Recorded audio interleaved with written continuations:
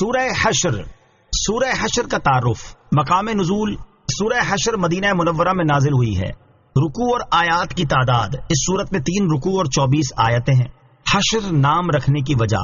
حشر کا معنی ہے لوگوں کو اکٹھا کرنا، اور اس صورت کی دوسری آیت میں بنو نذیر کے یہودیوں کے پہلے حشر یعنی انہیں اکٹھا کر کے مدینے سے نکال دیے جانے کا ذکر کیا گیا ہے. اس مناسبت سے اسے سورہ حشر کہتے ہیں. سورہ حشر کی فضیلت. حضرت ماکل بن یسار رضی اللہ تعالیٰ عنہ سے روایت ہے، پیارے آقا علیہ الصلوۃ والسلام نے ارشاد فرمایا، جس نے صبح کے وقت 3 مرتبہ اعوذ باللہ السمیع العلیم من الشیطان الرجیم کہا اور سورہ حشر کی آخری 3 آیات کی تلاوت کی تو اللہ تعالیٰ 70,000 فرشتے مقرر کر دیتا ہے جو شام تک اس کے لیے دعائیں مغفرت کرتے رہتے ہیں، اور اگر اسی دن انتقال کر جائے تو شہید کی موت مرے گا، اور جو شخص شام کے وقت اسے پڑھے تو اس کا بھی یہی مرتبہ ہے. سورہ حشر کے مضامین. اس سورت کا مرکزی مضمون یہ ہے کہ اس میں بنو نذیر کے یہودیوں کو مدینہ منورہ سے جلا وطن کرنے کے بارے میں بیان کیا گیا اور مسلمانوں کو چند شرعی احکام بتائے گئے ہیں. نیز اس سورت میں یہ مضامین بیان کیے گئے ہیں. نمبر 1، اس سورت کی ابتدا میں بتایا گیا کہ انسان، حیوان، نباتات، جمادات، الغرض کائنات کی ہر چیز ہر نقص و عیب سے اللہ تعالیٰ کی پاکی بیان کرتی ہے، اس کی قدرت و وحدانیت کی گواہی دیتی ہے اور اس کی عظمت کا اقرار کرتی ہے. نمبر 2، یہ بتایا گیا کہ بنو نذیر کے یہودیوں نے پیارے آقا علیہ الصلوۃ والسلام سے کیے ہوئے معاہدے کی خلاف ورزی کی اور آپ صلی اللہ تعالی علیہ وسلم کو شہید کرنے کی سازش کی، تو اس کے نتیجے میں انہیں مدینہ منورہ سے جلا وطن کر دیا گیا. نمبر 3، فے کے مال کے احکام بیان کیے گئے اور مسلمانوں کو حکم دیا گیا کہ نبی پاک علیہ الصلوۃ والسلام جو کچھ انہیں عطا فرمائے وہ لے لیں اور جس سے منع فرمائے اس سے باز رہیں اور اللہ تعالیٰ سے ڈرتے رہیں. نمبر 4، اللہ تعالیٰ نے مہاجرین و انصار اور ان کے بعد آنے والے مسلمانوں کی عظمت و شان بیان فرمائی اور یہ بتایا کہ جو اپنے نفس کے لالچ سے بچا لیا گیا تو وہی کامیاب ہیں. نمبر 5، منافقوں کی باطنی خباثت ذکر کی گئی اور یہ بتایا گیا کہ کس طرح انہوں نے یہودیوں سے ان کی مدد کرنے کے خفیہ وعدے کیے اور کس طرح یہ اپنے وعدوں سے منہ پھیر گئے. نیز ان منافقوں کو شیطان سے تشبیہ دی گئی اور یہ بتایا گیا کہ جس نے شیطان کی باتوں میں آ کر کفر کیا تو وہ اور شیطان دونوں جہنم کی آگ میں ہمیشہ رہیں گے. نمبر 6، مسلمانوں کو تقوی و پرہیزگاری اختیار کرنے، آخرت کی تیاری کرنے اور سابقہ امتوں کے احوال سے عبرت و نصیحت حاصل کرنے کا حکم دیا گیا اور یہ بتایا گیا کہ دوزخ والے اور جنت والے برابر نہیں اور جنت والے ہی کامیاب ہیں. نمبر 7، اس سورت کے آخر میں قرآن مجید کی عظمت بیان کی گئی اور اسے نازل کرنے والے رب تعالیٰ کے عظیم اور جلیل اوصاف اور اس کے اسماء حسنہ بیان کیے گئے. سورہ مجادلہ کے ساتھ مناسبت. سورہ حشر کی اپنے سے ماقبل سورت مجادلہ کے ساتھ ایک مناسبت یہ ہے کہ سورہ مجادلہ کے آخر میں ان صحابہ کرام کا ذکر کیا گیا جنہوں نے غزوہ بدر میں اپنے قریبی رشتہ داروں کو قتل کر دیا تھا، اور سورہ حشر میں غزوہ بدر کے بعد ہونے والے غزوے بنو نذیر اور یہودیوں کی جلا وطنی کا ذکر کیا گیا. دوسری مناسبت یہ ہے کہ سورہ مجادلہ میں پیارے آقا علیہ الصلوۃ والسلام کی مدد کی جانے کی خبر دی گئی اور سورہ حشر کی ابتدا میں ذکر کیا گیا کہ یہودیوں کے مقابلے میں پیارے آقا علیہ الصلوۃ والسلام کی مدد کی گئی ہے. بسم اللہ الرحمن الرحیم. ترجمہ. اللہ کے نام سے شروع جو نہایت مہربان رحمت والا ہے. سبح للہ ما فی السماوات وما فی الارض وهو العزیز الحکیم. هو الذی اخرج الذین کفروا من اہل الکتاب من دیارہم لأول الحشر ما ظننتم ان يخرجوا وظنوا انهم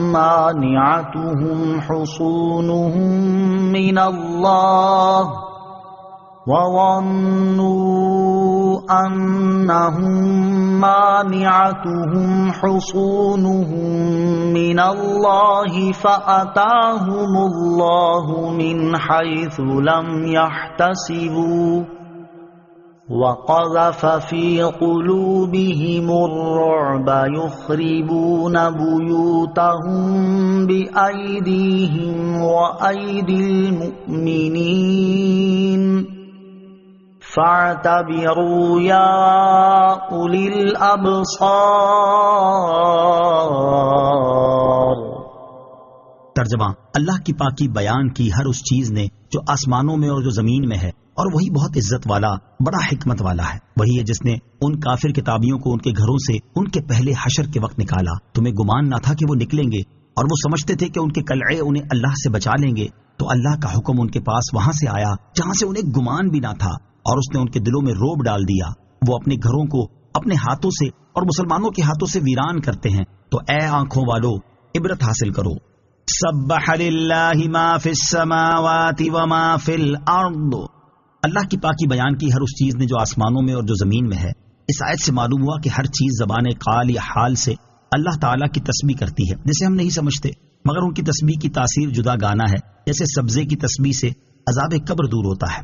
والذی اخرج الذین کفروا من اہل الکتاب، وہی ہے جس نے ان کافر کتابیوں کو نکالا۔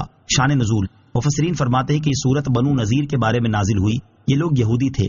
جب نبی کریم علیہ الصلوۃ والسلام مدینہ طیبہ میں رونق افروز ہوئے تو انہوں نے حضور سے اس شرط پر صلح کی کہ نہ آپ کے ساتھ ہو کر کسی سے لڑیں گے اور نہ آپ سے جنگ کریں گے۔ جب جنگ بدر میں اسلام کی فتح ہوئی تو بنو نذیر نے کہا یہ وہی نبی ہیں جن کی صفت تورات میں ہے۔ پھر جب احد میں مسلمانوں کو ہزیمت کی صورت پیش آئی تو یہ شک میں پڑے اور انہوں نے سرکار دو عالم علیہ الصلوۃ والسلام اور آپ کے نیاز مندوں کے ساتھ عداوت کا اظہار کیا اور جو معاہدہ کیا تھا وہ توڑ دیا۔ اور ان کا ایک سردار کعب بن اشرف یہودی 40 یہودی سواروں کو ساتھ لے کر مکہ مکرمہ پہنچا اور کعبہ معظمہ کے پردے تھام کر قریش کے سرداروں سے رسول کریم علیہ الصلوۃ والسلام کے خلاف معاہدہ کیا۔ اللہ تعالیٰ کے علم دینے سے نبی پاک علیہ الصلوۃ والسلام اس حال پر مطلع تھے، اور بنو نذیر سے ایک خیانت اور بھی واقع ہو چکی تھی کہ انہوں نے قلعے کے اوپر سے تاجدار رسالت علیہ الصلوۃ والسلام پر فاسد ارادے سے ایک پتھر گرانے کا قصد کیا۔ اللہ تعالیٰ نے نبی پاک علیہ الصلوۃ والسلام کو خبردار کر دیا اور اللہ تعالیٰ کے فضل سے آپ محفوظ رہے۔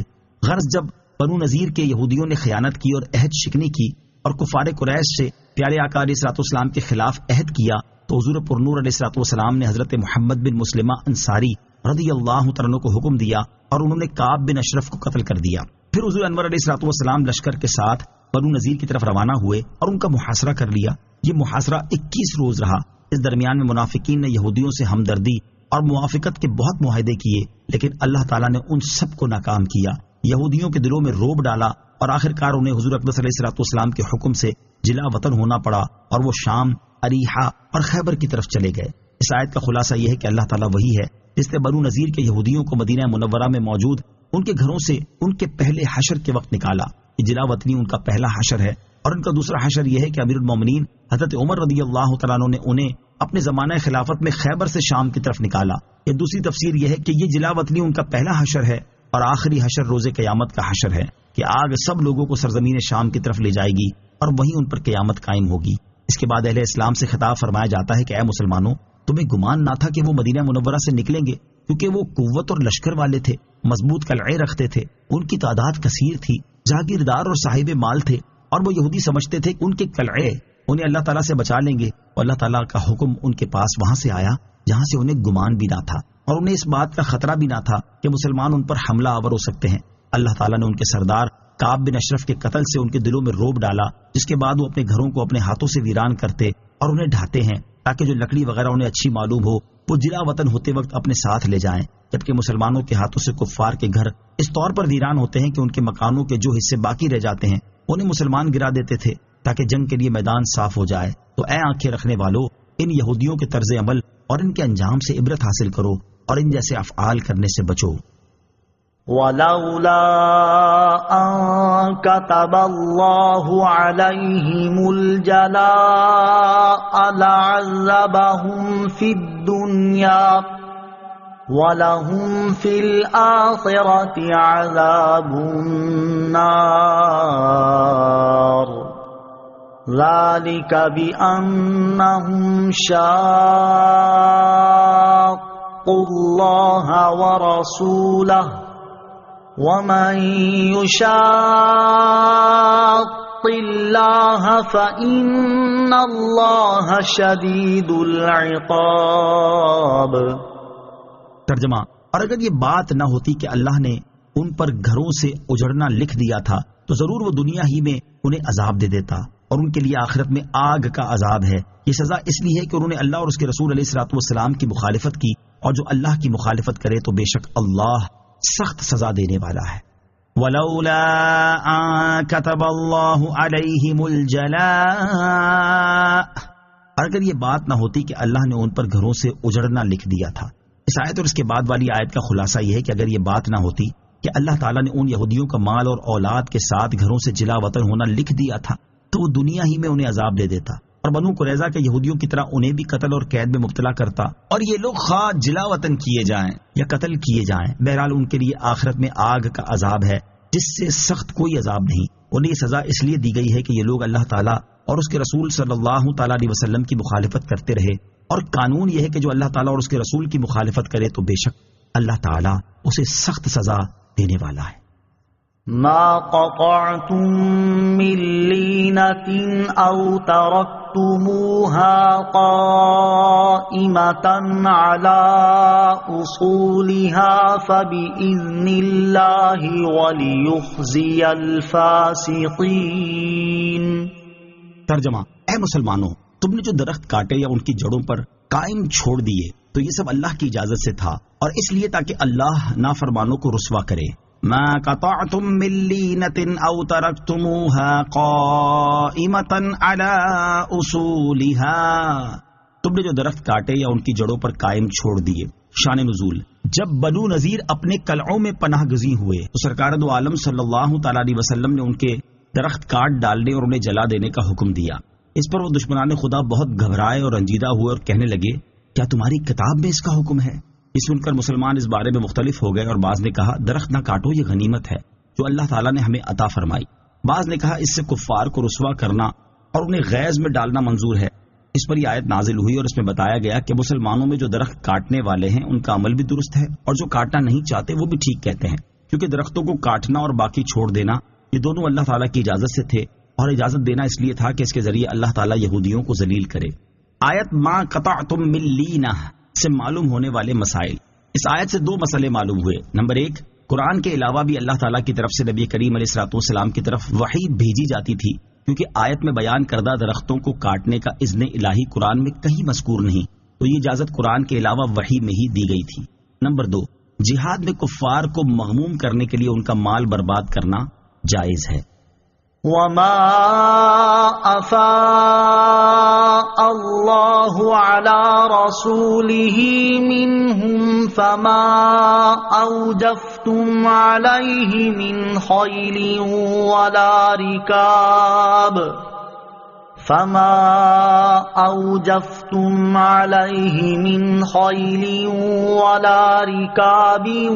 ولكن اللہ يسلط رسلہ علی من یشاء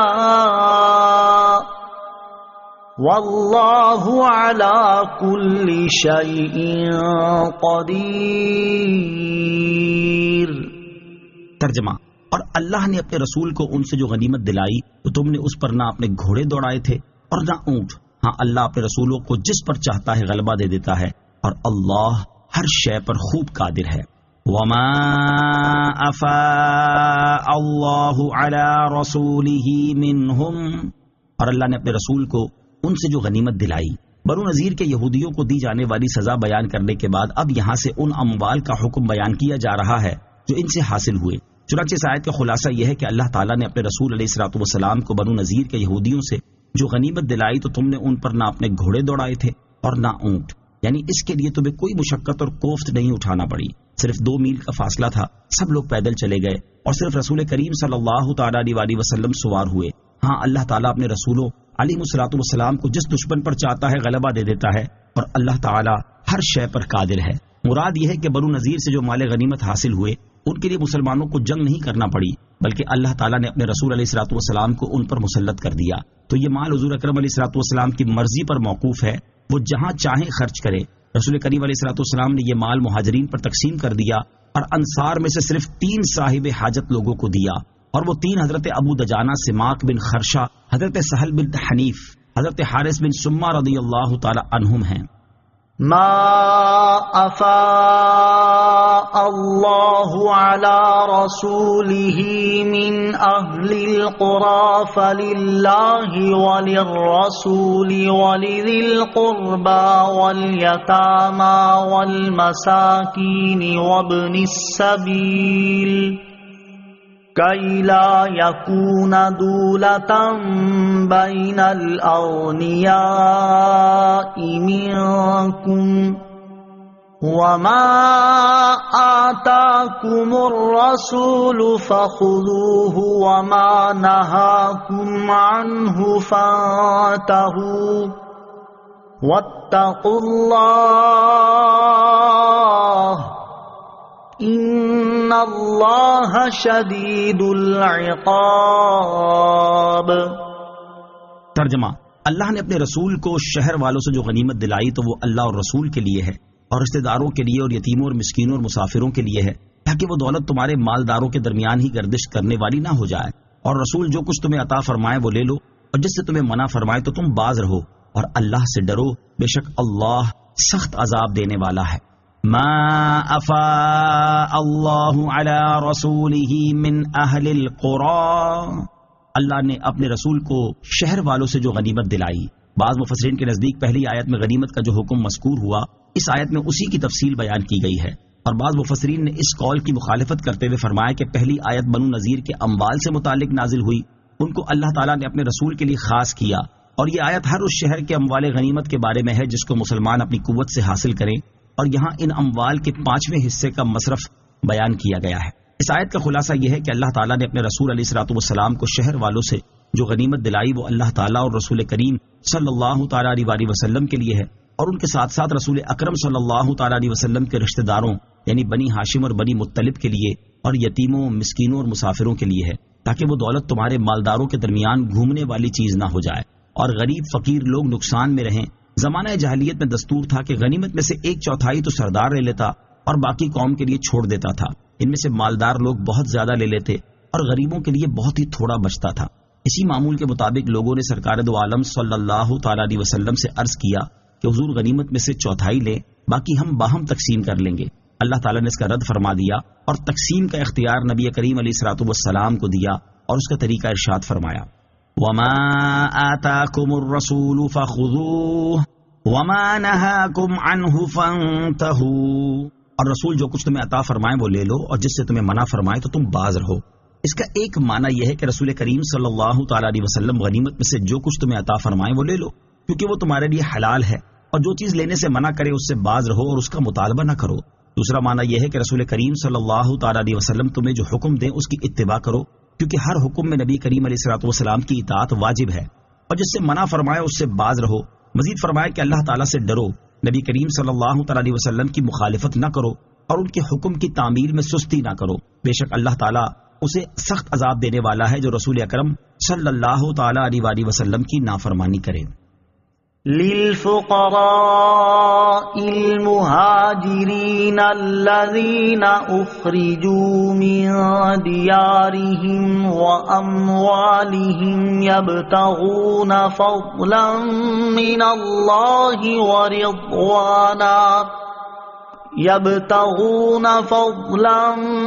الله ورضوانا وينصرون الله ورسوله أولئك هم الصادقون۔ ترجمہ: ان فقیر مہاجروں کے لیے جو اپنے گھروں اور اپنے مالوں سے نکالے گئے اس حال میں کہ اللہ کی طرف سے فضل اور رضا چاہتے ہیں اور اللہ اور اس کے رسول کی مدد کرتے ہیں، وہی لوگ سچے ہیں۔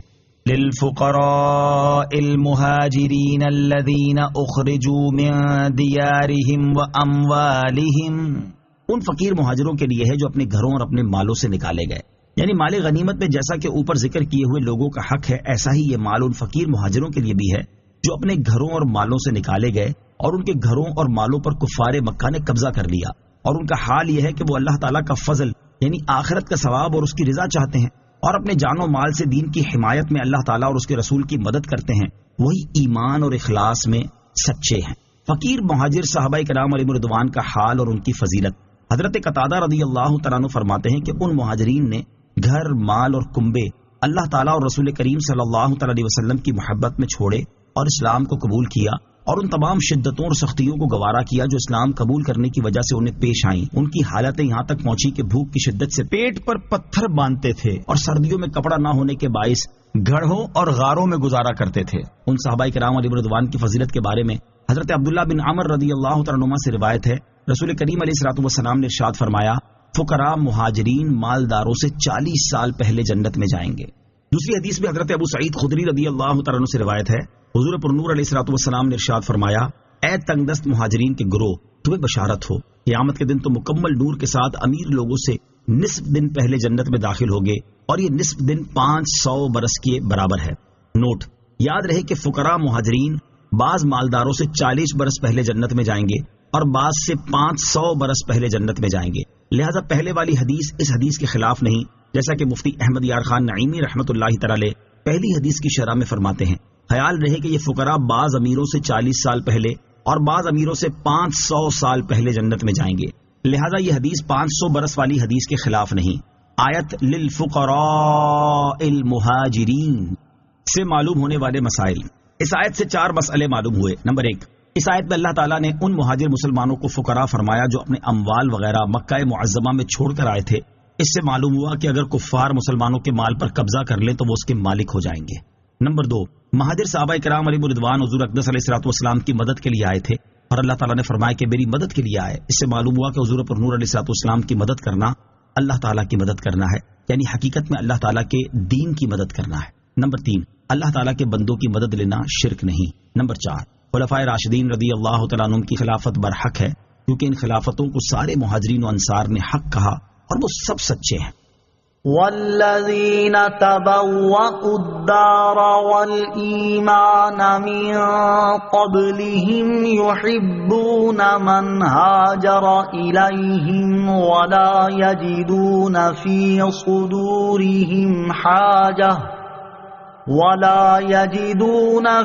صدورهم حاجة مما أوتوا ويؤثرون على أنفسهم ولو كان بهم خصاصة ومن يوق شح نفسه فأولئك هم المفلحون۔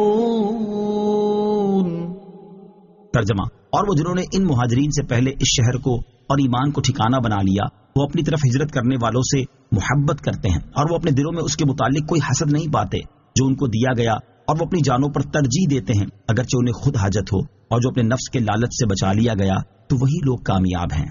والذین تبوأوا الدار والایمان من قبلہم، اور وہ جنہوں نے ان مہاجرین سے پہلے شہر کو اور ایمان کو ٹھکانہ بنا لیا۔ اس آیت میں انصار صحابہ کرام رضی اللہ تعالیٰ عنہم کی انتہائی مدح و ثنا کی گئی ہے۔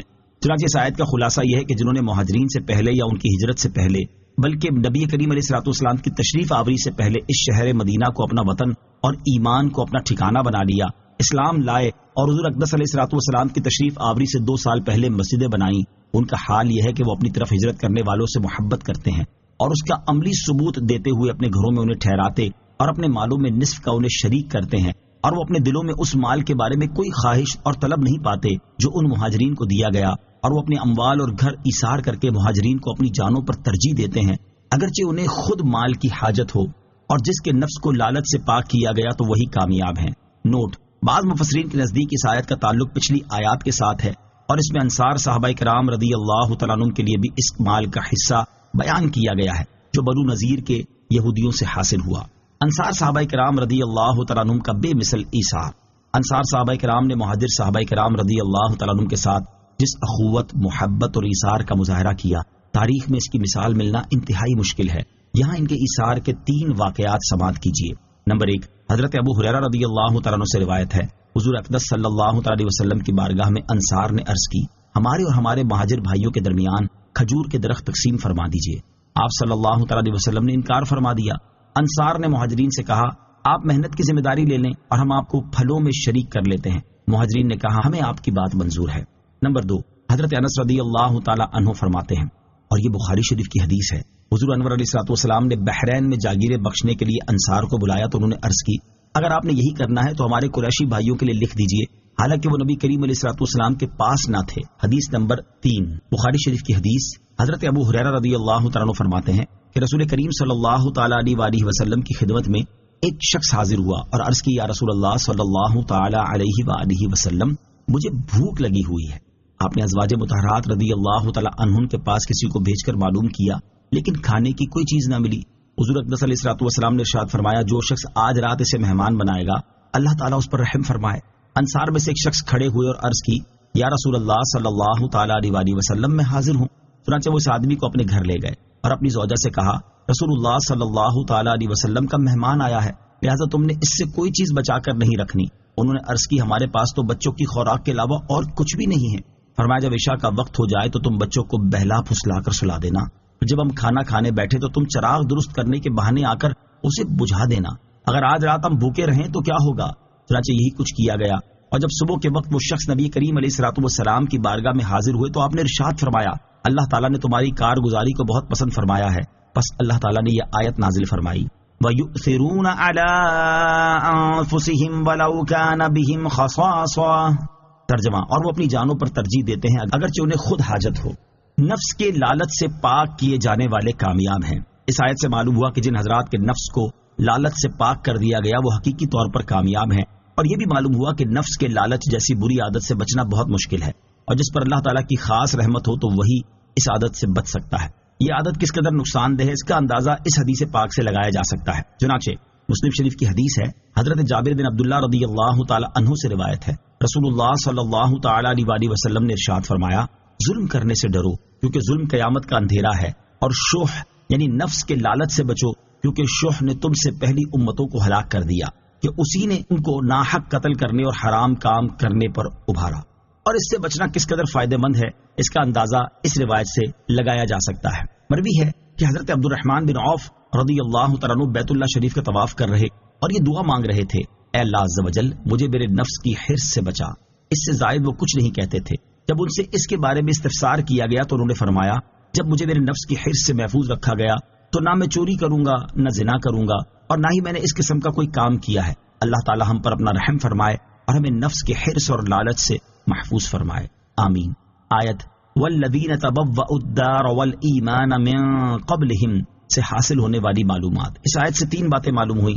نمبر 1، صحابہ کرام رضی اللہ تعالی عنہم کی عظمت و شان اور ان کے اوصاف بیان کرنا اللہ تعالیٰ کی سنت ہے. نمبر 2، انصار صحابہ کرام رضی اللہ تعالی عنہم کی تعریف میں اللہ تعالیٰ نے یہ فرمایا کہ وہ مہاجر صحابہ کرام رضی اللہ تعالی عنہم سے محبت کرتے ہیں. اس سے معلوم ہوا کہ تمام مہاجر صحابہ کرام رضی اللہ تعالیٰ عنہم سے محبت کرنا کمال ایمان کی نشانی ہے. نمبر 3، سرکار دو عالم علیہ الصلوۃ والسلام کی برکت سے انصار صحابہ کرام رضوان اللہ تعالی علیہ مجمعین کے دل ایسے پاک کر دیے گئے کہ وہ مہاجر صحابہ کرام سے حسد نہیں کرتے اور ان کے ساتھ محبت و ایثار کا سلوک کرتے ہیں.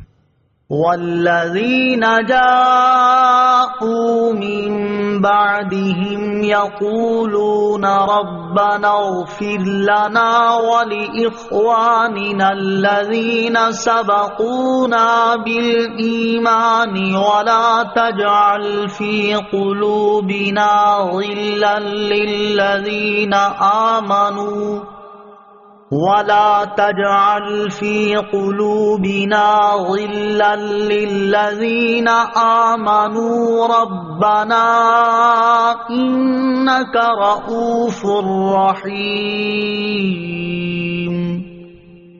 ترجمہ، اور ان کے بعد آنے والے عرض کرتے ہیں اے ہمارے رب ہمیں اور ہمارے ان بھائیوں کو بخش دے جو ہم سے پہلے ایمان لائے اور ہمارے دل میں ایمان والوں کے لیے کوئی کینہ نہ رکھ. اے ہمارے رب بے شک تو نہایت مہربان بہت رحمت والا ہے. والذین جاءوا من بعدهم، اور ان کے بعد آنے والے یعنی مہاجرین اور انصار کے بعد آنے والے عرض کرتے ہیں اے ہمارے رب ہمیں اور ہمارے ان بھائیوں کو بخش دے جو ہم سے پہلے ایمان لائے اور ہمارے دل میں ایمان والوں کے لیے کوئی کینہ نہ رکھ. اے ہمارے رب بے شک تو نہایت مہربان رحمت والا ہے اور تو اپنی مہربانی اور رحم کے صدقے ہماری اس دعا کو قبول فرما. یاد رہے کہ مہاجرین و انصار کے بعد آنے والوں میں قیامت تک پیدا ہونے والے تمام مسلمان داخل ہیں اور ان سے پہلے ایمان لانے والوں میں تمام صحابہ کرام علیہم رضوان داخل ہیں. صحابہ کرام علیہم رضوان سے بغض رکھنے والے ایمان والوں کی اقسام سے خارج ہیں. اس سے معلوم ہوا کہ صحابہ کرام علیہم رضوان کے بارے میں دل میں کینہ نہ رکھنا ایمان کی علامت اور ان کے بارے میں بغض سے بچنے کی دعا کرنا مسلمانوں کا طریقہ ہے. صدر الافاضل مفتی نعیم الدین مراد آبادی علیہ رحمۃ اللہ الہادی فرماتے ہیں جس کے دل میں کسی صحابی کی طرف سے بغض یا کدورت ہو اور وہ ان کے لیے دعائے رحمت و استغفار نہ کرے وہ مومنین کی اقسام سے خارج ہے، کیونکہ یہاں مومنین کی 3 قسمیں فرمائی گئیں، مہاجرین، انصار اور ان کے بعد والے جو ان کے تابع ہوں اور ان کی طرف سے دل میں کوئی کدورت نہ رکھیں اور ان کے لیے دعائے مغفرت کریں. تو جو صحابہ سے کدورت رکھے رافضی ہو یا خارجی وہ مسلمانوں کی ان تینوں قسموں سے خارج ہے. صحابہ کرام علیہ رضوان سے بغض رکھنے کا نتیجہ، صحابہ کرام رضی اللہ تعالی عنہم وہ مبارک ہستیاں ہیں جنہیں اللہ تعالیٰ نے اپنے پیارے حبیب صلی اللہ تعالیٰ علیہ وسلم کی صحبت اختیار کرنے کے لیے منتخب فرمایا اور ان کی عظمت و شان کو قرآن مجید میں بیان فرمایا. لیکن افسوس کچھ لوگ خود کو مسلمان بھی کہتے ہیں اور ان کے سینے صحابہ کرام رضی اللہ تعالیٰ عنہم کے بغض سے بھرے ہوئے ہیں. انہیں صحابہ کرام کے لیے استغفار کرنے کا حکم دیا گیا لیکن یہ انہیں گالیاں دیتے ہیں. جیسا کہ ام المومنین حضرت عائشہ صدیقہ رضی اللہ تعالیٰ عنہا نے فرمایا، لوگوں کو حکم تو یہ دیا گیا کہ صحابہ کرام اور رضوان کے لیے استغفار کریں اور کرتے یہ ہیں کہ انہیں گالیاں دیتے ہیں. ایسے لوگوں کے لیے اس حدیث پاک میں بڑی عبرت ہے. ترمذی شریف کی حدیث ہے، حضرت عبداللہ بن مغفل رضی اللہ تعالیٰ عنہ سے روایت ہے، رسول کریم صلی اللہ تعالیٰ علیہ وسلم نے ارشاد فرمایا، میرے صحابہ رضی اللہ تعالیٰ عنہ کے متعلق اللہ سے ڈرو، میرے صحابہ کے بارے میں اللہ سے ڈرو، اللہ سے ڈرو، میرے بعد انہیں نشانہ نہ بناؤ، کیونکہ جس نے ان سے محبت کی تو میری محبت کی وجہ سے ان سے محبت کی، اور جس نے ان سے بغض رکھا تو میرے بغض کی وجہ سے ان سے بغض رکھا، اور جس نے انہیں ستایا اس نے مجھے ستایا، اور جس نے مجھے ستایا اس نے اللہ کو ایذا دی، اور جس نے اللہ کو ایذا دی تو قریب ہے کہ اللہ اسے پکڑے. اللہ تعالیٰ ایسے لوگوں کو ہدایت اور عقل سلیم عطا فرمائے اور ان کے دلوں کو صحابہ کرام رضی اللہ تعالیٰ عنہم کی عظمت و شان سے معمور فرمائے. آمین. مسلمانوں سے بغض نہ رکھنے کے سبب جنت کی بشارت ملی. آیت پاک میں مذکور دعا سے یہ بھی معلوم ہوا کہ ہمیں اپنے دل میں کسی بھی مسلمان کے بارے میں بغض اور کینہ نہیں رکھنا چاہیے. یہاں اسی سے متعلق ایک حدیث پاک سماعت کیجیے.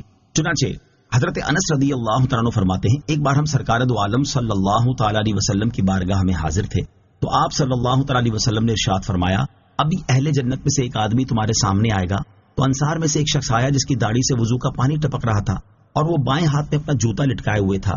تو جب دوسرا دن ہوا تو رسول اللہ صلی اللہ تعالیٰ علیہ وسلم نے فرمایا، ابھی تمہارے سامنے اہل جنت میں سے ایک آدمی آئے گا. چنانچہ وہی آدمی اپنے پہلے دن والی کیفیت کے مطابق آیا. پھر جب تیسرا دن آیا تو نبی پاک علیہ الصلوۃ والسلام نے پھر اسی طرح ارشاد فرمایا، پھر وہی آدمی آیا. جب رسول کریم علیہ الصلوۃ والسلام تشریف لے گئے تو حضرت عبداللہ بن عمرو بن عاص رضی اللہ تعالیٰ عنہ اس آدمی کے پیچھے گئے اور فرمایا، میرا اپنے والد سے جھگڑا ہو گیا ہے اور میں نے یہ قسم کھائی ہے کہ میں 3 راتیں اس کے پاس نہیں جاؤں گا، لہٰذا اگر آپ مناسب خیال کریں تو میری قسم کا وقت ختم ہونے تک مجھے اپنے پاس رہنے کی اجازت دے دیں. اس نے کہا ٹھیک ہے. حضرت انس رضی اللہ تعالیٰ عنہ فرماتے ہیں، حضرت عبداللہ بن عمر رضی اللہ تعالیٰ عنہما نے بتایا کہ انہوں نے 3 راتیں اس کے ساتھ گزاری. اس دوران انہوں نے رات میں کسی بھی وقت اس آدمی کو اٹھتے نہیں دیکھا. البتہ اس کا حال یہ تھا کہ جب وہ اپنے بستر پر کروٹ بدلتا تو اللہ تعالیٰ کا ذکر کرتا اور اس کی عظمت و کبریائی بیان کرتا، یہاں تک کہ وہ صبح کی نماز کے لیے اٹھا اور خوب اچھی طرح وضو کیا اور میں نے اسے کلمہ خیر کہنے کے علاوہ کچھ کہتے نہیں سنا. جب 3 راتیں گزر گئیں اور قریب تھا کہ میں اس کے عمل کو کم گمان کرتا تو میں نے کہا، اے اللہ کے بندے، بے شک میرے اور میرے والد کے درمیان کوئی جھگڑا اور ناراضی نہیں ہے اور نہ ہی کوئی فراق اور جدائی ہے. اصل بات یہ ہے کہ میں نے رسول اللہ صلی اللہ علیہ وسلم کو تمہارے بارے میں 3 مجالس میں 3 بار یہ فرماتے سنا ہے کہ ابھی تمہارے سامنے اہل جنت میں سے ایک آدمی داخل ہوگا اور 3 بار تم ہی آئے. چنانچہ میں نے ارادہ کیا کہ تمہارے پاس ٹھہر کر تمہارے عمل کو دیکھوں. میں نے تمہیں کوئی بڑا عمل کرتے نہیں پایا، تو وہ کون سا عمل ہے جس کی وجہ سے تم نے رسول کریم علیہ الصلوۃ والسلام کی زبان اقدس سے یہ فضیلت پائی؟ اس نے کہا، میرا عمل وہی ہے جو آپ نے دیکھا. یہ بات سن کر میں واپس جانے کے لیے پلٹا تو اس نے مجھے بلایا اور کہا، عمل تو وہی ہے جو آپ نے دیکھ لیا، البتہ میں اپنے دل میں کسی مسلمان کے بارے میں کوئی کینہ نہیں رکھتا اور جو خیر و برکت اللہ تعالیٰ نے اسے عطا فرمائی اس پر کبھی حسد نہیں کرتا. یہ سن کر حضرت عبداللہ بن عمر رضی اللہ تعالیٰ عنہ نے اس سے فرمایا، یہی وہ عمل ہے جس نے تجھے جنت میں پہنچا دیا ہے اور یہی وہ عمل ہے جس کی ہم طاقت اور استطاعت نہیں رکھتے. اللہ تعالیٰ ہمیں بھی اپنے مسلمان بھائیوں کے ساتھ بغض اور کینہ رکھنے سے محفوظ فرمائے. آمین.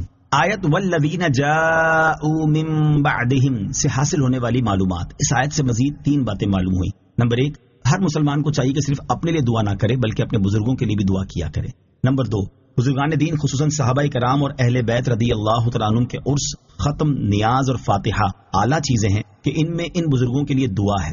نمبر 3، مومن کی پہچان یہ ہے کہ تمام صحابہ کرام اور اہل بیت رضی اللہ تعالیٰ عنہم سے اچھی عقیدت رکھے اور ان کے لیے دعائے مغفرت کرے. أَلَمْ تَرَ إِلَى الَّذِينَ نَافَقُوا يَقُولُونَ لِإِخْوَانِهِمُ الَّذِينَ كَفَرُوا مِنْ أَهْلِ الْكِتَابِ لَئِنْ أُخْرِجْتُمْ لَنَخْرُجَنَّ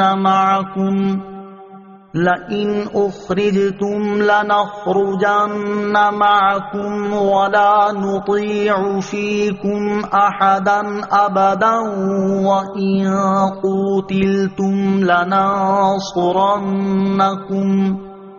وَاللَّهُ يَشْهَدُ إِنَّهُمْ لَكَاذِبُونَ. ترجمہ: کیا تم نے منافقوں کو نہ دیکھا کہ اپنے اہل کتاب کافر بھائیوں سے کہتے ہیں کہ قسم ہے اگر تم نکالے گئے تو ضرور ہم تمہارے ساتھ نکلیں گے اور ہرگز تمہارے بارے میں کسی کا کہنا نہ مانیں گے، اور اگر تم سے لڑائی کی گئی تو ہم ضرور تمہاری مدد کریں گے، اور اللہ گواہی دیتا ہے کہ یقیناً وہ ضرور جھوٹے ہیں۔ الم تر الی الذین نافقوا، کیا تم نے منافقوں کو نہ دیکھا؟ اس آیت کا خلاصہ یہ ہے کہ اے حبیب صلی اللہ تعالی علیہ وسلم، کیا آپ نے عبداللہ بن ابی سلول منافق اور اس کے ساتھیوں کو نہ دیکھا کہ اپنے اہل کتاب کافر بھائیوں بنو قریظہ اور بنو نذیر سے کہتے ہیں کہ اگر تم مدینہ منورہ سے نکالے گئے تو ضرور ہم تمہارے ساتھ جائیں گے، اور ہرگز تمہارے خلاف کسی کا کہا نہ مانیں گے، نہ مسلمانوں کا نہ رسول اکرم کا، اور اگر تم سے لڑائی ہوئی تو ہم ضرور تمہاری مدد کریں گے اور تمہارے ساتھ مل کر لڑیں گے۔ اللہ تعالیٰ گواہ ہے کہ یہودیوں سے منافقین کے یہ سب وعدے جھوٹے ہیں۔ آیت الم تر الی الذین نافقوا سے حاصل ہونے والی معلومات۔ اس آیت سے 4 باتیں معلوم ہوئی۔ نمبر 1، منافق کفار کے بھائی ہیں، مومنوں کے بھائی نہیں، اگرچہ وہ بظاہر کلمہ پڑھتے ہیں لیکن وقت پر کفار ہی کا ساتھ دیتے ہیں۔ نمبر 2، کفار کو بھائی سمجھنا اور بھائی کہنا منافقوں کا کام ہے۔ نمبر 3، منافق در حقیقت کسی کا ساتھی نہیں اور نہ ہی اس کے وعدوں کا کوئی اعتبار ہے، نہ کفار کو اس پر اعتبار آتا ہے اور نہ مسلمانوں کو۔ نمبر 4، اللہ تعالیٰ اپنے حبیب علیہ الصلوۃ والسلام کو ان کی خفیہ رازوں پر اطلاع دیتا ہے، کیونکہ منافقوں کی یہ گفتگو نہایت رازداری کے ساتھ تنہائی میں ہوئی تھی۔ لئن اخرجوا لا يخرجون معهم وَلَئِن قُوتِلُوا لَا يَنصُرُونَهُمْ وَلَئِن نَصَرُوهُمْ لَيُوَلُّنَّ الْأَدْبَارَ ثُمَّ لَا يُنصَرُونَ۔ ترجمہ، قسم ہے اگر وہ نکالے گئے تو یہ ان کے ساتھ نہ نکلیں گے، اور قسم ہے اگر ان سے لڑائی کی گئی تو یہ ان کی مدد نہ کریں گے، اور قسم ہے اگر یہ ان کی مدد کریں گے تو ضرور پیٹھ پھیر کر بھاگیں گے، پھر ان کی مدد نہ کی جائے گی۔ لَإِنْ أُخْرِجُوا لَا يَخْرُجُونَ مَعَهُمْ، قسم ہے اگر وہ نکالے گئے تو یہ ان کے ساتھ نہ نکلیں گے۔ اس آیت میں منافقین کے حال کی خبر دیتے ہوئے ارشاد فرمایا گیا کہ اگر وہ یہودی مدینے سے نکالے گئے تو یہ منافق ان کے ساتھ نہ نکلیں گے، اور اگر ان یہودیوں سے لڑائی کی گئی تو یہ منافق ان کی مدد نہ کریں گے۔ چنانچہ ایسا ہی ہوا کہ یہودیوں کو مدینہ منورہ سے نکال دیا گیا اور منافقین ان کے ساتھ نہ نکلے، اور یہودیوں سے لڑائی ہوئی لیکن منافقوں نے یہودیوں کی مدد نہ کی۔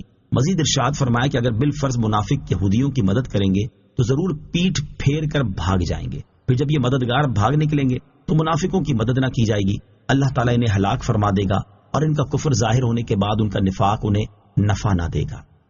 لَأَنْتُمْ أَشَدُّ رَهْبَةً فِي صُدُورِهِمْ مِنَ اللَّهِ ذَلِكَ بِأَنَّهُمْ قَوْمٌ لَا يَفْقَهُونَ۔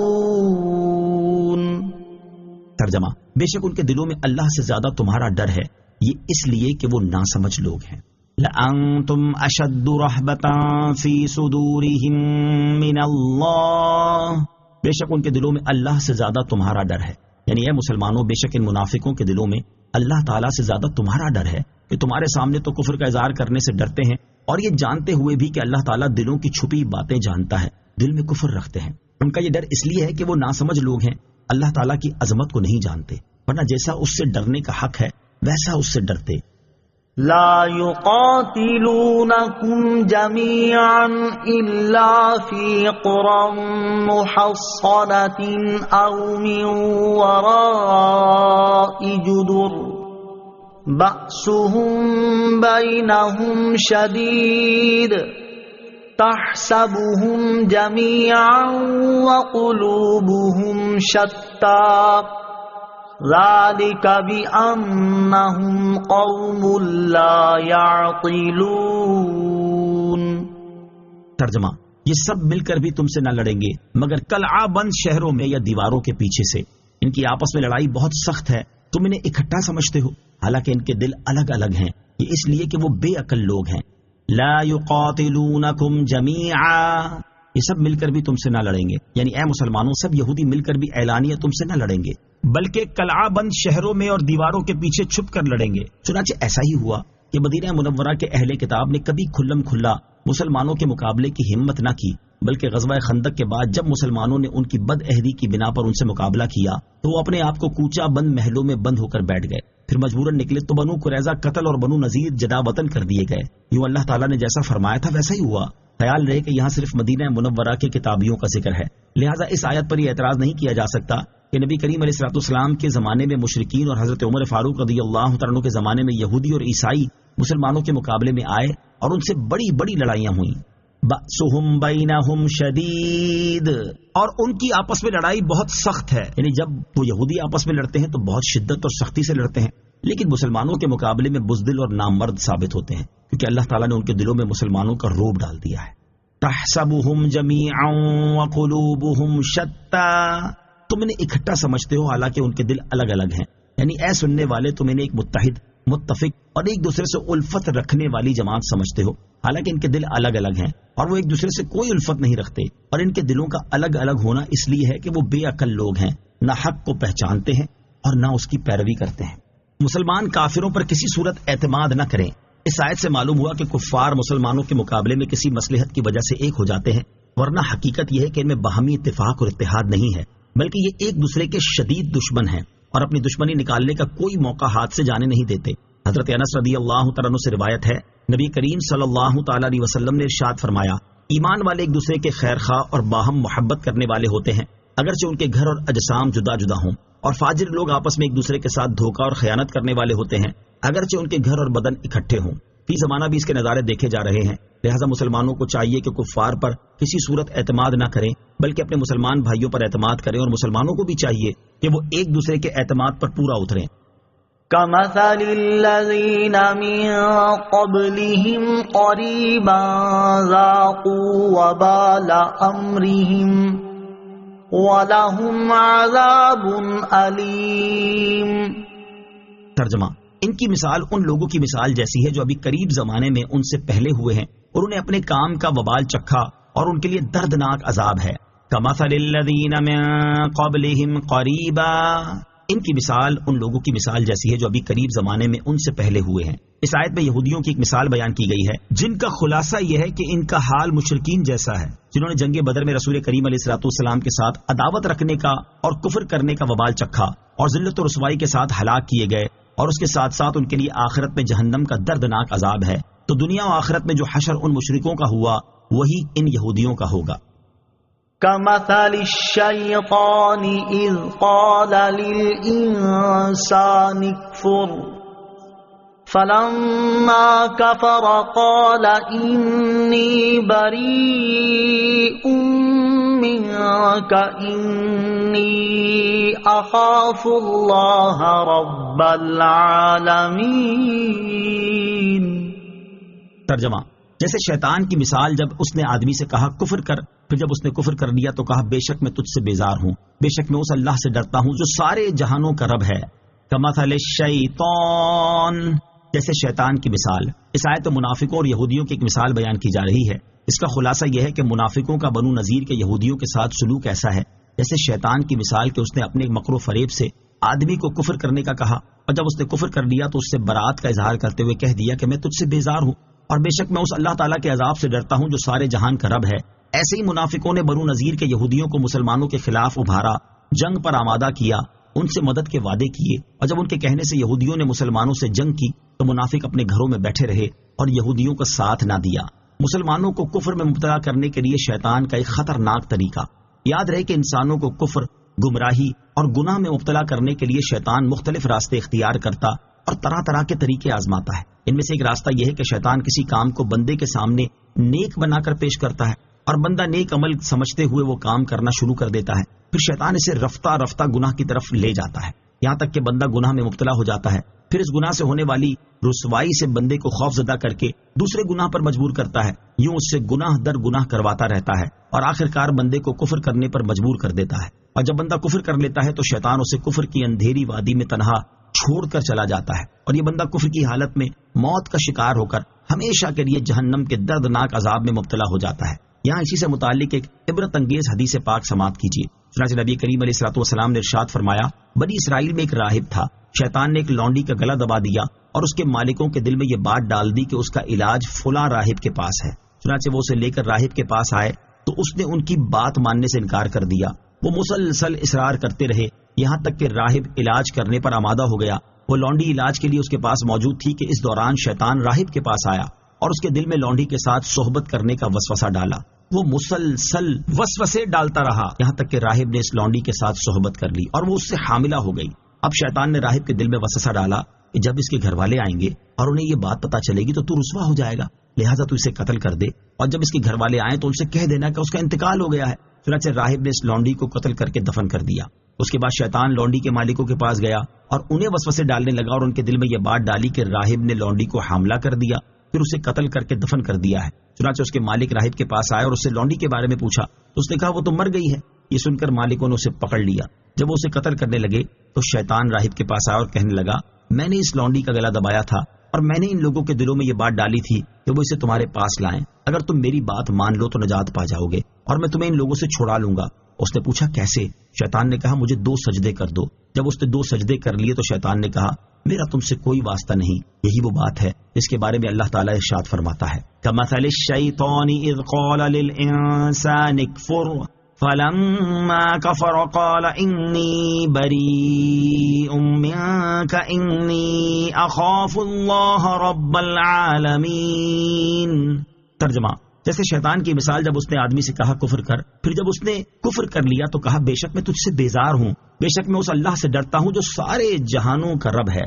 یہ حدیث پاک امام محمد غزالی رحمۃ اللہ تعالی علیہ نے احیاء العلوم میں بھی ذکر فرمائی ہے۔ اسے لکھنے کے بعد آپ رحمۃ اللہ تعالی علیہ فرماتے ہیں دیکھو کہ شیطان نے کیسے کیسے ہیلے بہانوں سے راہب کو ان کبیرہ گناہوں کی طرف مجبور کیا، اور اس کی بنیاد صرف یہ بنی کہ اس نے نیک کام سمجھ کر لونڈی کا علاج کرنا قبول کر لیا۔ بعض اوقات آدمی سمجھتا ہے کہ یہ ایک نیکی اور بھلائی کا کام ہے، اور شیطان اس کے دل میں خفیہ طریقے سے یہ بات ڈالتا ہے کہ اسے یہ اچھا کام کرنا چاہیے، پھر وہ نیکی میں رغبت رکھنے والے آدمی کی طرح اس کام کو کرتا ہے یہاں تک کہ معاملہ اس کے اختیار سے نکل جاتا ہے اور وہ گناہ میں مبتلا ہو جاتا ہے، پھر ایک بات دوسری بات کی طرف لے جاتی ہے یہاں تک کہ اس کے لیے چھٹکارے کی کوئی صورت باقی نہیں رہتی۔ لہٰذا ہر مسلمان کو چاہیے کہ وہ شیطان کے اس خطرناک طریقے سے ہوشیار رہے اور بطور خاص کسی عورت کے ساتھ اچھائی کرنے سے پہلے اس بات پر خوب غور کر لے کہ یہ چیز آگے چل کر اسے گناہ میں مبتلا تو نہ کر دے گی۔ اگر اس کا ذرا سا بھی اندیشہ نظر آئے تو ہرگز اپنے نفس پر اعتماد کرتے ہوئے بظاہر اچھا نظر آنے والا وہ کام نہ کرے کہ اسی میں اس کے دین کی سلامتی اور ایمان کی حفاظت کا سامان ہے۔ اللہ تعالی ہمارے ایمان کی حفاظت فرمائے اور ہمیں شیطان کے مکر و فریب سے بچائے، آمین۔ فَكَانَ عَاقِبَتَهُمَا أَنَّهُمَا فِي النَّارِ خَالِدَيْنِ فِيهَا وَذَلِكَ جَزَاءُ الظَّالِمِينَ۔ ترجمہ، تو ان دونوں کا انجام یہ ہوا کہ وہ دونوں آگ میں ہوں گے، ہمیشہ اس میں رہیں گے اور ظالموں کی یہی سزا ہے۔ فَكَانَ عَاقِبَتَهُمَا، تو ان دونوں کا انجام یہ ہوا، یعنی شیطان اور کفر کرنے والے اس انسان کا اخروی انجام یہ ہوا کہ وہ دونوں جہنم کی آگ میں ہیں اور ہمیشہ اس میں رہیں گے، اور ظالموں کی یہی سزا ہے کہ وہ ہمیشہ جہنم کی آگ میں رہیں۔ یا ایھا الذین آمنوا اتقوا اللہ ولتنظر نفس ما قدمت لغد واتقوا اللہ ان اللہ خبیر بما تعملون۔ ترجمہ، اے ایمان والو اللہ سے ڈرو اور ہر جان دیکھے کہ اس نے کل کے لیے آگے کیا بھیجا ہے، اور اللہ سے ڈرو، بے شک اللہ تمہارے اعمال سے خوب خبردار ہے۔ یا ایھا الذین آمنوا اتقوا اللہ، اے ایمان والو اللہ سے ڈرو۔ گزشتہ آیات میں یہودیوں کی عہد شکنی اور منافقین کے مکر و فریب کو بیان کیا گیا، اور اب یہاں سے ایمان والوں کو نصیحت کی جا رہی ہے۔ چنانچہ اس آیت کا خلاصہ یہ ہے کہ اے ایمان والو، تم جو کام کرتے ہو اور جو چھوڑتے ہو ہر ایک میں اللہ تعالیٰ سے ڈرو اور اس کے حکم کی مخالفت نہ کرو، اور ہر جان دیکھے کہ اس نے قیامت کے دن کے لیے کیا اعمال کیے، اور تمہیں مزید تاکید کی جاتی ہے کہ اللہ تعالیٰ سے ڈرو اور اس کی اطاعت و فرما برداری میں سرگرم رہو، بے شک اللہ تعالیٰ تمہارے اعمال سے خبردار ہے۔ لہٰذا جب گناہ کرنے لگو تو سوچ لو کہ اللہ تعالیٰ ہمارے اس گناہ کو دیکھ رہا ہے، وہ قیامت کے دن اس کا حساب لے گا اور اس کی سزا دے گا۔ مراقبہ کی اصل اس آیت سے معلوم ہوا کہ ایک گھڑی غور و فکر کرنا بہت سے ذکر کرنے سے بہتر ہے۔ اپنے اعمال کے بارے میں سوچنا بہت افضل عمل ہے، اور یہی مراقبہ ہے۔ حضرت ابو ہریرہ رضی اللہ تعالی عنہ سے روایت ہے، نبی اکرم صلی اللہ تعالی علیہ وسلم نے ارشاد فرمایا، آخرت کے معاملے میں گھڑی بھر غور و فکر کرنا 60 سال کی عبادت سے بہتر ہے۔ لہذا ہر مسلمان کو چاہیے کہ وہ اپنے اخروی معاملات کے بارے میں مراقبہ اور غور و فکر کرتا رہے۔ مراقبے کا معنی اور اس کی حقیقت بیان کرتے ہوئے امام محمد غزالی رحمۃ اللہ تعالی فرماتے ہیں مراقبے کا معنی یہ ہے نگہبانی کرنا. جس طرح اپنا مال شریک کے حوالے کر کے شرط رکھی جاتی ہے اور عہد و پیمان کے بعد بھی بے خبر ہو کر نہیں بیٹھ رہتے، اسی طرح ہر وقت نفس کی خبر گیری کرتے رہنا بھی ضروری ہے، کیونکہ اگر تم اس سے غافل ہو گئے تو وہ کاہلی اور خواہشات کو پورا کرنے کے سبب پھر سے سرکش ہو جائے گا. مراقبے کی حقیقت یہ ہے کہ بندہ اس بات پر کامل یقین رکھے کہ اللہ تعالیٰ اس کے ہر فعل اور ہر خیال سے واقف ہے اور اس سے کسی بات کا کوئی پہلو پوشیدہ نہیں ہے. لوگ اگر صرف اس کے ظاہر کو دیکھتے ہیں تو اللہ تعالیٰ اس کے ظاہر و باطن دونوں کو دیکھتا ہے. جس نے یہ بات سمجھ لی اور یہ آگہی اس کے دل پر غالب آ گئی تو اس کا ظاہر و باطن زیور ادب سے آراستہ ہو جائے گا. انسان اگر اس بات پر یقین کرے کہ اللہ تعالیٰ اس کے ظاہر و باطن سے واقف نہیں ہے تو وہ کافر ہے، اور اگر اس پر ایمان لایا پھر اس کی مخالفت کی تو وہ بڑا دلیر اور بے شرم ہے. ترغیب کے لیے یہاں بزرگان دین کے مراقبہ فکر آخرت سے متعلق 3 واقعات سماعت کیجیے. نمبر 1، حضرت انس بن مالک رضی اللہ تعالی عنہ فرماتے ہیں، میں ایک باغ میں گیا تو وہاں حضرت عمر فاروق رضی اللہ تعالیٰ عنہ کی آواز سنی. ہم دونوں کے درمیان ایک دیوار حائل تھی اور وہ کہہ رہے تھے، عمر خطاب کا بیٹا اور امیر المومنین کا منصب، واہ کیا خوب. اے عمر، اللہ تعالیٰ سے ڈرتے رہو ورنہ اللہ تعالیٰ تمہیں سخت عذاب دے گا. نمبر 2، حضرت عثمان غنی رضی اللہ تعالیٰ عنہ جب کسی قبر پر تشریف لے جاتے تو اس قدر روتے کہ ان کی داڑھی آنسوؤں سے تر ہو جاتی. آپ کی خدمت میں عرض کی گئی، جنت اور دوزخ کے تذکرے پر آپ اتنا نہیں روتے جتنا قبر پر روتے ہیں، اس کی حکمت کیا ہے؟ آپ نے فرمایا، میں نے نبی کریم علیہ الصلوۃ والسلام سے سنا ہے کہ قبر آخرت کی سب سے پہلی منزل ہے. اگر قبر والے نے اس سے نجات پالی تو بعد یعنی قیامت کا معاملہ آسان ہے، اور اگر اس سے نجات نہ پائی تو بعد کا معاملہ زیادہ سخت ہے. اور رسول کریم علیہ الصلوۃ والسلام نے ارشاد فرمایا، میں نے قبر سے زیادہ ہولناک منظر کوئی نہیں دیکھا. نمبر 3، حضرت درار رضی اللہ تعالیٰ عنہ فرماتے ہیں، میں خدا کو گواہ بنا کر کہتا ہوں کہ میں نے امیر المومنین حضرت علی المرتضیٰ کرم اللہ تعالی وجہہ الکریم کو کئی مرتبہ دیکھا کہ رات کی تاریکی میں آپ اپنے محراب میں لرزاں و ترساں اپنی داڑھی مبارک تھامے ہوئے ایسے بے چین بیٹھے ہوتے کہ گویا زہریلے سانپ نے ڈس لیا ہو. آپ غم کے ماروں کی طرح روتے اور بے اختیار ہو کر اے میرے رب پکارتے. پھر دنیا سے مخاطب ہو کر فرماتے، تو مجھے دھوکے میں ڈالنے کے لیے آئی ہے، میرے لیے بند سمر کر آئی ہے، دور ہو جا، کسی اور کو دھوکہ دینا. میں تجھے 3 طلاق دے چکا ہوں، تیری عمر کم ہے اور تیری محفل حقیر، جبکہ تیرے مصائب جھیلنا آسان ہے. آہ صد آہ، زیادہ راہ کی کمی ہے اور سفر طویل ہے، جبکہ راستہ وحشت سے بھرپور ہے.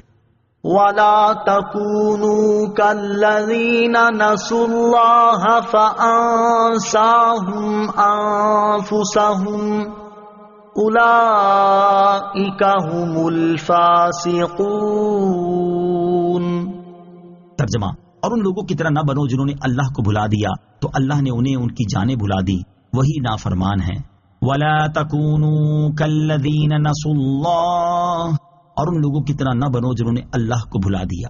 یعنی اے ایمان والو، ان یہودیوں اور منافقوں کی طرح نہ ہونا جنہوں نے اللہ تعالیٰ کے حقوق کو بھلا دیا اور جیسی اس کی قدر کرنے کا حق تھا ویسی قدر نہ کی، اور اس کے احکامات و ممنوعات کی ان کے حق کے مطابق رعایت نہ کی، تو اس کے سبب اللہ تعالیٰ نے انہیں اپنی جانوں کو بھول جانے والا بنا دیا، جس کا نتیجہ یہ ہوا کہ وہ اس چیز کو نہیں سنتے جو انہیں نفع دے اور وہ کام نہیں کرتے جو انہیں نجات دے، اور یہ بھول جانے والے ہی کامل فاسق ہیں. آیت وَلَا تَكُونُوا كَالَّذِينَ نَسُوا اللَّهَ سے حاصل ہونے والی معلومات. اس آیت سے 4 باتیں معلوم ہوئیں. نمبر 1، جن لوگوں کو اللہ تعالیٰ کے حقوق یاد نہ رہے جیسے یہودی اور عیسائی وغیرہ، ان جیسا ہونے سے منع فرمایا گیا ہے. نمبر 2، اسلام کے سوا کسی اور دین میں رہ کر اللہ تعالیٰ کو یاد کرنا قابل قبول نہیں، کیونکہ وہ کفار اپنے عقیدے کے مطابق اللہ تعالیٰ کو یاد کرتے تھے لیکن ارشاد فرمایا کہ انہوں نے اللہ تعالیٰ کو بھلا دیا. نمبر 3، اللہ تعالیٰ سے غافل ہونے کا اثر یہ ہوتا ہے کہ بندے کو اس بات کی کبھی فکر نہیں ہوتی کہ وہ دنیا میں کیوں آیا اور اسے کیا کرنا چاہیے. نمبر 4، آخرت کی فکر نہ ہونا اللہ تعالیٰ کا عذاب ہے. لا يستوي أصحاب النار وأصحاب الجنة أصحاب الجنة هم الفائزون. ترجمہ، دوزخ والے اور جنت والے برابر نہیں، جنت والے ہی کامیاب ہیں. لا يستوي اصحاب النار واصحاب الجنہ، دوزخ والے اور جنت والے برابر نہیں، یعنی جہنم والے جن کے لیے دائمی عذاب ہے اور جنت والے جن کے لیے ہمیشہ کا عیش اور سرمدی راحت ہے، یہ دونوں برابر نہیں بلکہ جنت والے ہی کامیاب ہیں، کیونکہ انہوں نے اپنی زندگی اللہ تعالیٰ کی رضا میں گزاری اور آخرت میں اس کی نعمتوں کے مستحق ہوئے، جبکہ کفار دونوں جگہ نقصان میں رہے. لو أنزلنا هذا القرآن على جبل لرأيته خاشعا متصدعا من خشية الله وتلك الأمثال نضربها للناس لعلهم يتفكرون۔ ترجمہ: اگر ہم یہ قرآن کسی پہاڑ پر اتارتے تو ضرور تم اسے جھکا ہوا اللہ کے خوف سے پاش پاش دیکھتے، اور ہم یہ مثالیں لوگوں کے لیے بیان فرماتے ہیں تاکہ وہ سوچیں۔ لو انزلنا هذا القرآن على جبل، اگر ہم یہ قرآن کسی پہاڑ پر اتارتے، یعنی قرآن مجید کی عظمت و شان ایسی ہے کہ اگر ہم اسے کسی پہاڑ پر اتارتے اور اس کو انسان کسی تمیز عطا کرتے تو انتہائی سخت اور مضبوط ہونے کے باوجود تم اسے ضرور جھکا ہوا اور اللہ تعالیٰ کے خوف سے پاش پاش دیکھتے۔ ہم یہ اور اس جیسی دیگر مثالیں لوگوں کے لیے بیان فرماتے ہیں تاکہ وہ سوچیں اور خیال کریں کہ جب ہم اشرف المخلوقات ہیں تو چاہیے کہ ہمارے اعمال بھی اشرف و اعلیٰ ہوں۔ نوٹ: یاد رہے کہ یہاں آیت میں قرآن سے مراد اللہ تعالیٰ کا کلام ہے، اور اتارنے سے مراد اس کلام کو اس کی عظمت کے ظہور کے ساتھ اتارنا مراد ہے۔ یعنی اگر ہم قرآن مجید کو اس کی عظمت ظاہر کرتے ہوئے پہاڑ پر اتار دیتے تو وہ اس کی تاب نہ لاتا اور پھٹ جاتا۔ اس آیت سے اشارتاً معلوم ہوا کہ حضور انور علیہ السلام کا قلب شریف پہاڑ سے زیادہ قوی اور مضبوط ہے، کیونکہ آپ کو اللہ تعالیٰ کا خوف اور اسرار الہی سے واقفیت کامل طریقے سے حاصل ہونے کے باوجود آپ اپنے مقام پر قائم ہیں۔ هو اللہ الذی لا الہ الا هو عالم الغیب والشہادۃ هو الرحمن الرحیم۔ ترجمہ: وہی اللہ ہے جس کے سوا کوئی معبود نہیں، ہر غیب اور ظاہر کا جاننے والا ہے، وہی نہایت مہربان بہت رحمت والا ہے۔ هو اللہ الذی لا الہ الا هو، وہی اللہ ہے جس کے سوا کوئی معبود نہیں۔ اس سے پہلی آیت میں قرآن مجید کی عظمت و شان بیان کی گئی، اور اس آیت سے اللہ تعالیٰ اپنی عظمت و شان بیان فرما رہا ہے کہ وہی اللہ ہے جس کے سوا کوئی معبود نہیں، اور اس کی شان یہ ہے کہ وہ ظاہر اور پوشیدہ نیز موجود و معدوم سب کو جانتا ہے، اور وہی بڑا مہربان رحمت والا ہے۔ هو اللہ الذی لا الہ الا هو الملک القدوس السلام المؤمن المہیمن العزیز الجبار المتکبر سبحان اللہ عما یشرکون۔ ترجمہ: وہی اللہ ہے جس کے سوا کوئی معبود نہیں، بادشاہ، نہایت پاک، سلامتی دینے والا، امن بخشنے والا، حفاظت فرمانے والا، بہت عزت والا، بے حد عظمت والا، اپنی بڑائی بیان فرمانے والا ہے۔ اللہ ان مشرکوں کے شرک سے پاک ہے۔ هو اللہ الذی لا الہ الا هو، وہی اللہ ہے جس کے سوا کوئی معبود نہیں۔ اس آیت میں اللہ تعالیٰ نے اپنے 10 اوصاف بیان فرمائے ہیں۔ نمبر 1، اللہ تعالیٰ کے سوا کوئی معبود نہیں۔ نمبر 2، ملک و حکومت کا حقیقی مالک ہے کہ تمام موجودات اس کے ملک اور حکومت کے تحت ہیں، اور اس کا مالک ہونا اور اس کی سلطنت دائمی ہے جسے زوال نہیں۔ نمبر 3، ہر عیب سے اور تمام برائیوں سے نہایت پاک ہے۔ نمبر 4، اپنی مخلوق کو آفتوں اور نقصانات سے سلامتی دینے والا ہے۔ نمبر 5، اپنے فرما بردار بندوں کو اپنے عذاب سے امن بخشنے والا ہے۔ نمبر 6، ہر چیز پر نگہبان اور اس کی حفاظت فرمانے والا ہے۔ نمبر 7، ایسی عزت والا ہے جس کی مثال نہیں مل سکتی، اور ایسے غلبے والا ہے کہ اس پر کوئی بھی غالب نہیں آ سکتا۔ 8 اور 9، اپنی ذات اور تمام صفات میں عظمت اور بڑائی والا ہے، اور اپنی بڑائی کا اظہار کرنا اسی کے شایع اور لائق ہے، کیونکہ اس کا ہر کمال عظیم ہے اور ہر صفت عالی ہے، جبکہ مخلوق میں کسی کو یہ حق حاصل نہیں کہ وہ تکبر یعنی اپنی بڑائی کا اظہار کرے، بلکہ بندے کے لیے شایع یہ ہے کہ وہ عاجزی اور انکساری کا اظہار کرے۔ نمبر 10، اللہ تعالیٰ ان مشرکوں کے شرک سے پاک ہے۔ هو اللہ الخالق البارئ المصور له الاسماء الحسنى يسبح له ما في السماوات والارض وهو العزيز الحكيم۔ ترجمہ: وہی اللہ بنانے والا، پیدا کرنے والا، ہر ایک کو صورت دینے والا، سب اچھے نام اسی کے ہیں، آسمانوں و زمین میں موجود ہر چیز اسی کی پاکی بیان کرتی ہے، اور وہی بہت عزت والا، بڑا حکمت والا ہے۔ هو اللہ الخالق، وہی اللہ بنانے والا، یعنی وہی اللہ ہے جس کی شان یہ ہے کہ وہ بنانے والا، عدم سے وجود میں لانے والا اور ہر ایک کو جیسی چاہے ویسی صورت دینے والا ہے۔ سب اچھے نام اسی کے ہیں جو کہ اس کی بلند صفات پر دلالت کرتے ہیں۔ آسمانوں اور زمین میں موجود ہر چیز تمام عیوب و نقائص سے اس کی پاکی بیان کرتی ہے، اور وہی حقیقی طور پر عزت والا، حکمت والا ہے۔ سورہ حشر کی آخری 3 آیات کی فضیلت۔ سورہ حشر کی آخری 3 آیات کی بڑی فضیلت ہے۔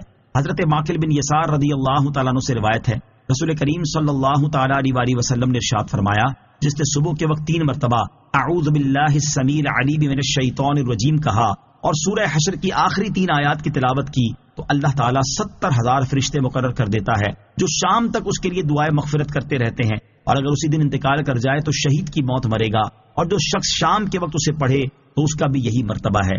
اس کی دوسری فضیلت یہ ہے، حضرت ابو امامہ باہلی رضی اللہ تعالیٰ عنہ سے روایت ہے، سرکار دو عالم صلی اللہ تعالیٰ علیہ وسلم نے ارشاد فرمایا، جس شخص نے رات یا دن میں سورہ حشر کی آخری 3 آیتیں پڑھی اور اسی رات یا دن میں اس کا انتقال ہو گیا تو اس نے جنت کو واجب کر لیا۔ آمنت باللہ صدق اللہ العظیم۔